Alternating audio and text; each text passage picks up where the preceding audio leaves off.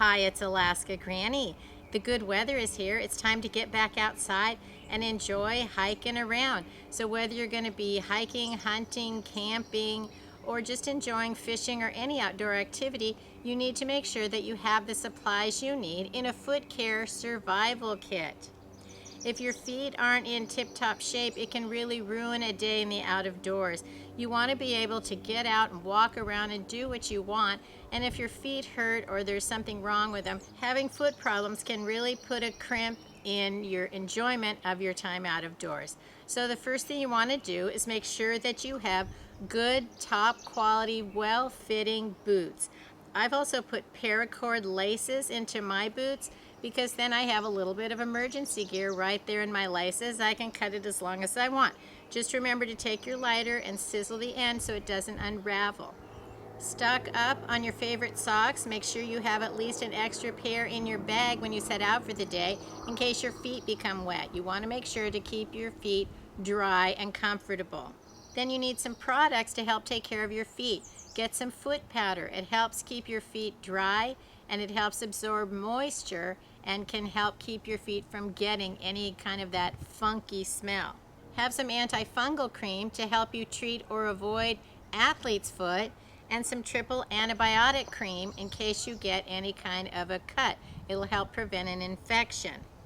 Have some other preventative lotions, healing foot cream, and a crack cream. If you ever get a little crack in your heel, put some of this in there and it'll help heal it, because they just seem to go like fissures, become like Grand Canyons, and you don't want to have an ongoing problem. Put some crack cream in it and help heal that on your foot.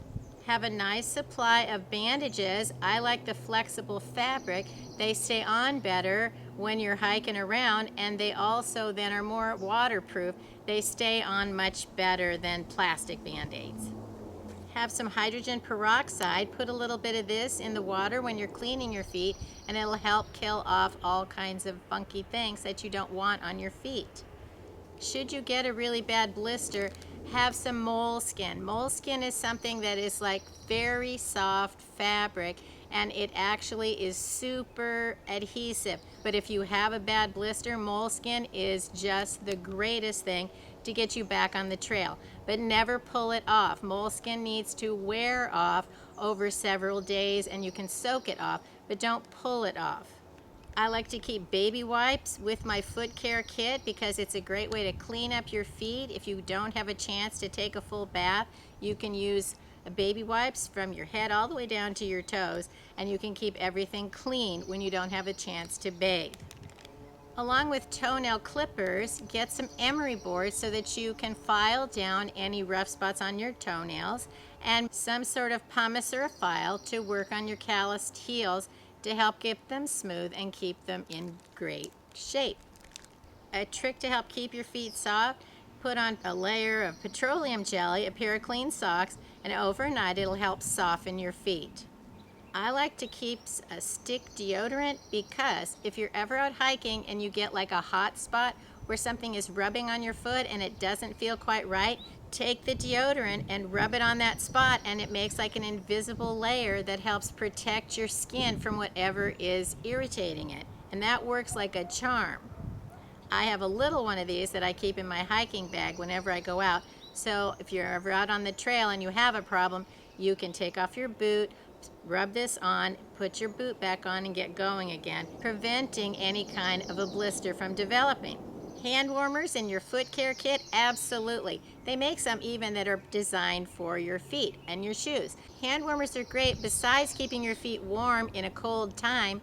If your boots ever get wet, you can crack one of these, put it in your boot overnight, and it'll help dry it out, which we know that we need to keep our feet dry and clean, so these are great no matter what the season is.